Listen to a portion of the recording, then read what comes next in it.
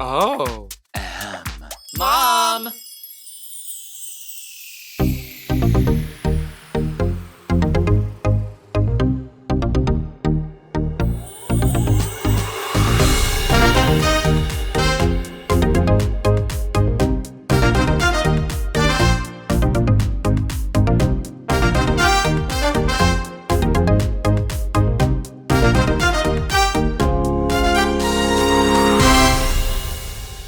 Hello, and welcome to the Sissy That Talk Show podcast.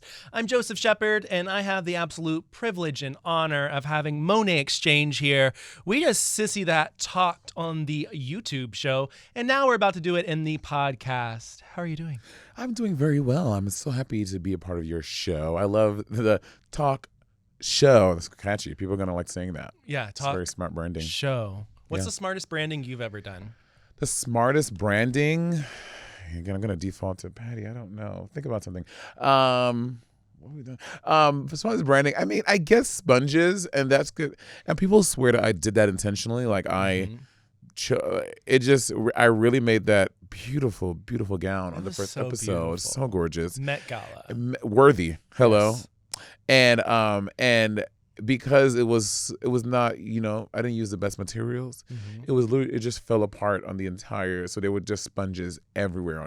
Drag Race is filmed on 2 sound stages, one for the workroom, actually 3, one for the workroom, one for the challenges, and one for the main stage.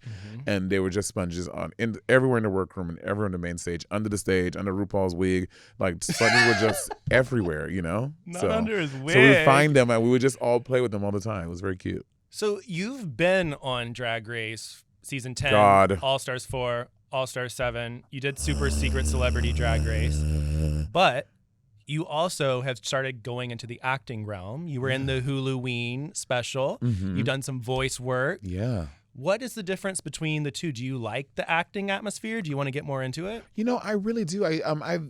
I've also did some stuff. I did Lovecraft Country on HBO, and I've done some few acting bits, and I really enjoy doing. I really enjoy acting. I like all facets of performing. I really do. And in opera, I took this class in undergrad called the singing actor. And so I never took formal acting classes, which I'm probably doing. But I really enjoyed that. The Halloween drag extravaganza was so great. Doing it with Ginger, she's such a professional. It looked like there was a budget. A girl. A budget. Okay, what did Chad Michael say? Up, dude. We had a budget. They really invested. It was we shot on the set where they do Teen Wolf, and it was really dope. Like they really took care of us, and the writing was so great. Yeah. The music, I actually like singing it, and I love the song. So the Halloween drag extravaganza. Hopefully we do more. That'd be so fun. It happened because of the Ebony and Irony podcast I do with Lady Bunny. Really? Yeah, we were on that. We were doing our podcast, and Bunny often bitches, and I chime in as well. And I went on this rant, these big corporations and streaming services like Netflix and Hulu, they would never ever center drag queens. They just want to use us as props and just have us as wasteless pieces of garbage on their. On whatever stupid production they're doing. So Hulu called and they were like, oh, really, bitch? We're going to put our money where our mouth is. And they made a entire special centered around drag. And I'm like, hats off to y'all. Thank y'all for doing that. Because a lot of queens, we've all been asked to, girl, can you come be in my music video? And you're in it for 0.10 seconds. And you sit on set for 12 hours for that. And you're just this thing that's just nothing. So, have you turned down music videos? Absolutely. From who? You are so Joseph Shepard. You are just a little something. I'm not gonna say artists, but it was myself and 3 other queens, and we were on an Australian tour. And this artist was like, "Hey, we want to fly you." Madonna. No, he didn't want to fly you. He's like, "No." He's like, "I'm doing this music video. Their people reached out. We're doing it, shooting it in LA, and we'd love to have you be a part of it. Are you based in LA?" I was like, "No, I'm actually not. I'm based in New York, but aside from that, I'm currently in Australia." He was like, "Well, what are you free on this day?" I'm like, "We are free, but I'm in Australia." He's like, "Okay, well, we can get you to LA." And I was like, "Okay, and what's the pay?" And they were like, That is the pay. Just getting you to it's like, bitch, that's not the pay. But I'm coming to work for you, and you're just gonna fly me, and probably not even first class. Yeah. I would have been in fucking stewage. You would have been right next to the bathroom in the very back. No, I would have been under with all the little Pomeranians. I'd have been me and the little dogs just chilling under the plane. Like, no. So I've turned Justin on Bieber. No, do you think Justin Bieber would have some drag queens in the video? He was supposed to. I know that was a drama. He was? Yeah, and he was trying to hire people for $150. No. Yes. Imagine these multi-million-dollar music videos, and they want to pay a drag queen $150 to come in to sit down and do your makeup for 2 hours, stand in a corset and heels. Girl, no. No. No. So now when I see drag queens, like I know Gottmik and someone else was in the Unholy video with Sam Smith and Violet Chopsticks. Violet Chopsticks. So I know Violet is a cunt and a bitch, so I'm sure she got paid well to do that, or they paid her more than $150, I would imagine. Or maybe she did it for a 2% of biscuit. I don't know. But knowing Violet, I don't see her doing it for not a good day's rate. So Gottmik and Violet are like a duo. You have Trixie and Katya, who are a duo. And then there's you and Bob. Yeah. I have a question. How do you separate yourself? Because I believe that there can be too much hanging out with somebody and too much doing gigs with one person. Yeah. How do you make sure that you are Monet Exchange and not Monet Exchange plus Bob? You know, I mean, I think the fans ultimately do that, and they do lump us together. Like, people constantly lumping Trixie and Katya together. Now Gottmik and Violet. And so I think that's going to happen regardless. And especially, unlike a lot of those other queens, Bob and I, we literally came up in New York together. We worked a lot together. Before Drag Race, we had an extensive history together. So naturally, people are going to do that. But I think we are both in our own lanes, in our own thing. And we have fun doing our things solely. Is that a word? Yeah, solely. Solely. We do our things by ourselves, and we come together to do the podcast and tour the podcast. So really, the things we do a lot together are literally podcast related only. We don't. I mean, Bob. I'm in some of Bob's music. He's in some of mine, and we both do stand up as well. And Bob, you know, so there are some places where we do crossover where there is a nice intersection. Yes, that's very nice. But you're not gonna stop the fans, especially people who watch Drag Race and their only point of reference for drag is Drag Race.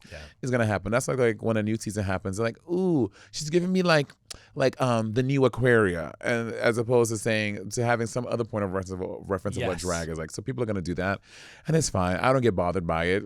I think Bob is fucking great. Bob is stellar. Bob is really talented. So when you're saying, okay, hey, when you come to me think you're being cunty, be like, hey, Bob, I'm like, you're not funny. Yeah. 1, 2, that's just so tired. I probably heard that all night long already. And B, that's a compliment. He's very talented. So thank you. Yeah. Yeah. Gotta look at it that way. Yeah, for sure.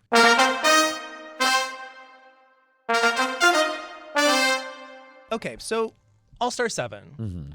I do want to get into, there's been a lot of girls talk about things that happened that were not shown film-wise and that they were edited in a certain way and challenges were switched out and stuff. Yeah.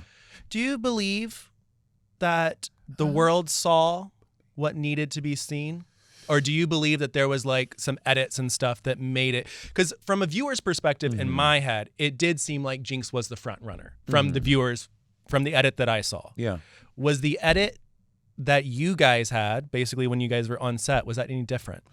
You know, so I mean, like we can't, like they can't craft something that they didn't film, right? So I think the better question is like, maybe did I think that like all the challenge wins were correct? Yes. And I think that I don't think was true. Like for example, I think I definitely could have won the second girl group challenge, the one where we did the 2000s thing. Yes, I think that like the way that they dole out the challenge wins, but then you can argue, say that it's super subjective. Like maybe they thought my runway was not good and my verse wasn't good, but I think the viewing public watching, everyone was like, that didn't seem right. That didn't make any sense. So I think when they give out the challenge win to certain people, you can't argue with that. But even by using their metrics, their rubric, the show said it was centered around stars. Whoever had the most stars, like that was what you're trying to get. So even at the end with the ADR at the end when they added the thing of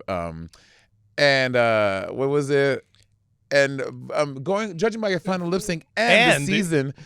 Even by the metric of the season, I had the most stars. I didn't make up the rules for the stars. I didn't dish out the stars that way. Like I literally had the most stars. So by that rubric, by that metric, I did the best in the season. So So I just think that you can one can argue about how the challenge wins went.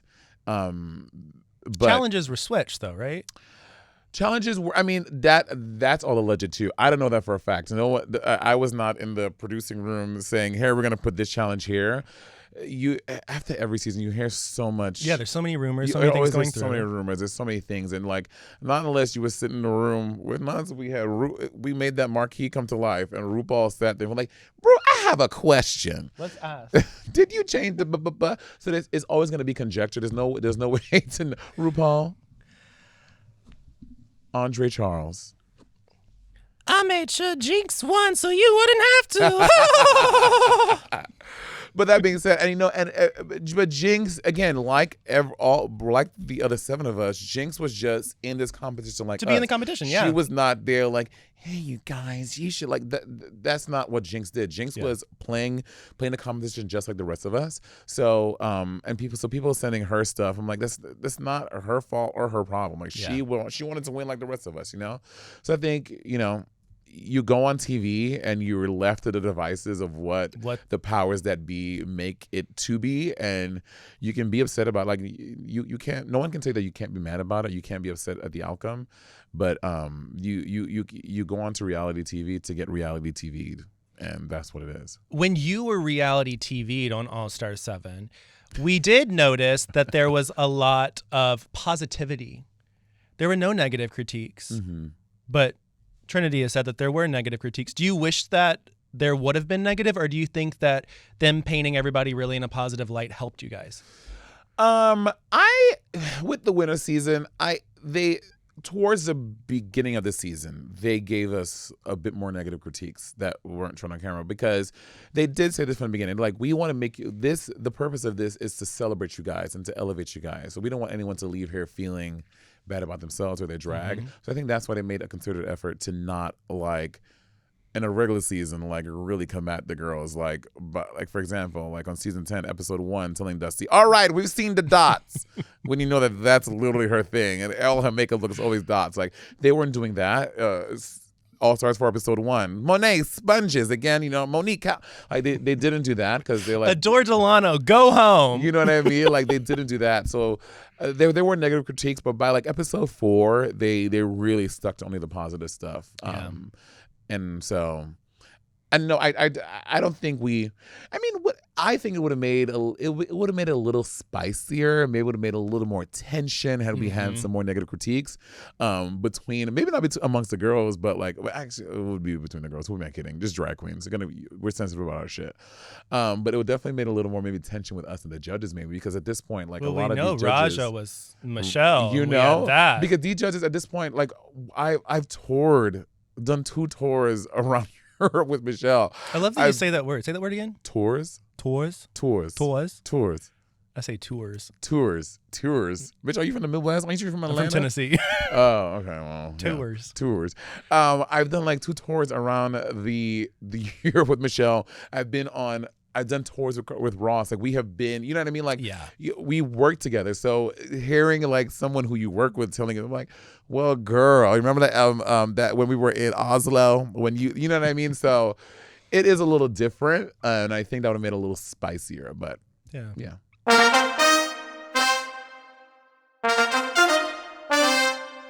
So Barbara Walters often asked her guest if they were a tree, what tree would they be?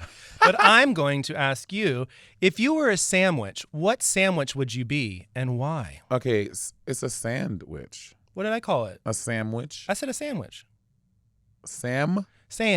Okay. I think it just, Yeah, Tennessee. sometime, Tennessee. Tennessee. Yeah. If I was a sandwich, what sandwich would I be?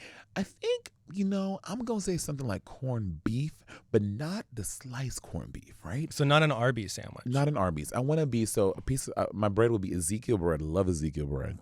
The Bible? Yeah, there's Ezekiel bread. It's bread made from sprouted grains. No wheat. No Okay. barley. So I would be Ezekiel bread with some mayonnaise. Mayonnaise. Mayonnaise. Now I'm thinking about See, everything now I'm saying. you're thinking everything you got say. me fucked up, Joseph Shepard.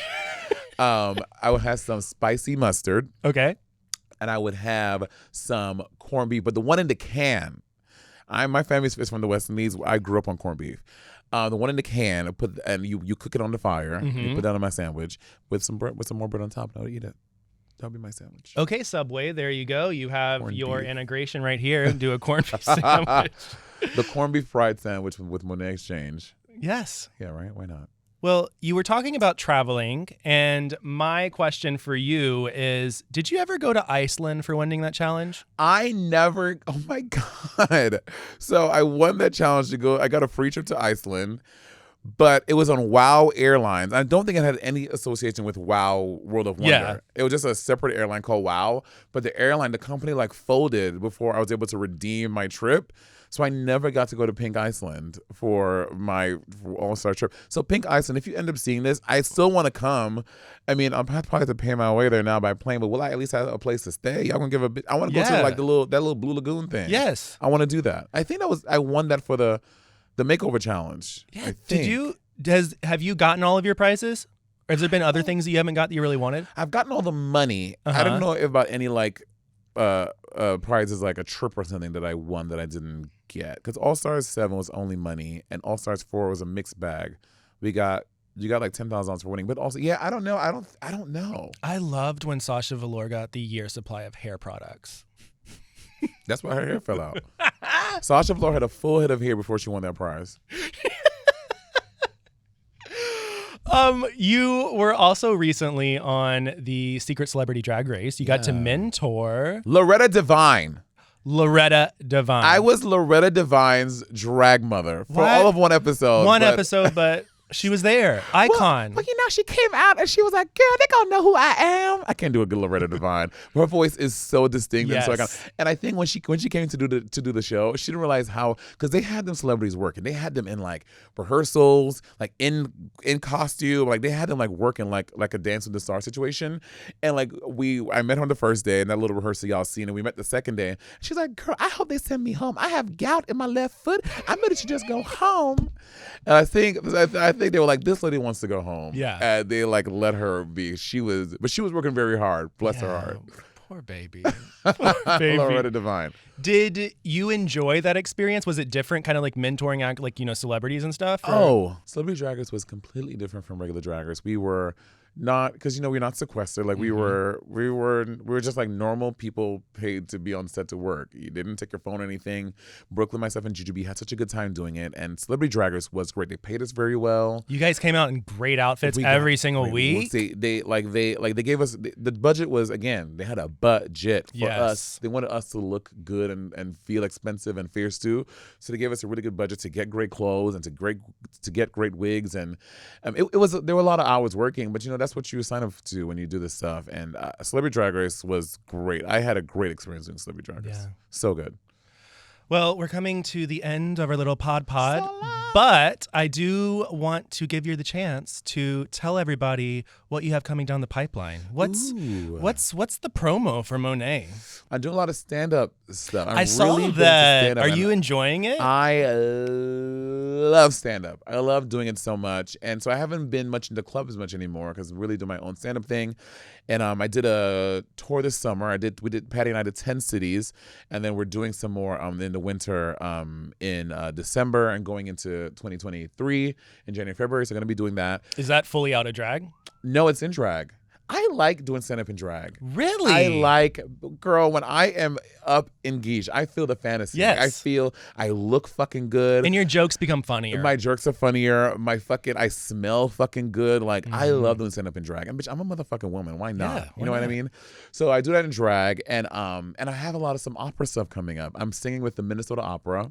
Wow. In February. Doing La Fille du Régiment, the daughter of the regiment.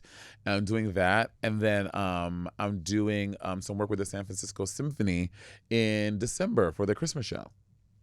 Damn. So I have some really fun stuff coming up. That's a lot of fun stuff. Ooh. Ooh. Oh, and I also tour in Australia in May, which is like, I think there's maybe like 98% of the tickets have sold. So if you're in Australia and you want to come, get those last 2%. Get the last 2%. The tour is like practically sold out, but I think there are a few more. So go to monetexchange.com and you'll see the link in there to get tickets for when the dates are. Well, Monet, thank you so much for being here and chatting and having a great Sissy That Talk with me. Where can everybody find you on the socials?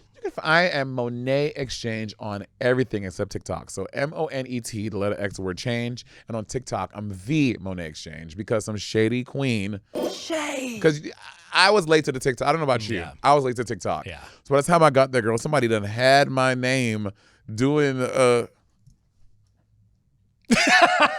doing all my shit. And I was like, and they were in drag too. I was like, this is shady. This is not that's Moan Exchange. Well, thank you all so much for listening to the Sissy That Talk show podcast. And thanks again to my fabulous guest, Miss Monet Exchange. I'm Joseph Shepard, and we want you to subscribe and make sure you don't miss an episode on your favorite podcast app. And if you haven't already, make sure to head on over to the YouTube and watch our little Sissy That Talk show and subscribe there. Until next time, I'm Joseph Shepard, and that is Monet Exchange. Sissy That Talk Show podcast is a Moguls of Media and Forever Dog production. Hosted by Joseph Shepard. Produced by Big Dipper, Joe Cilio, and Mariah Nicholas. Engineered by Margot Padilla. And edited by Doug Robertson.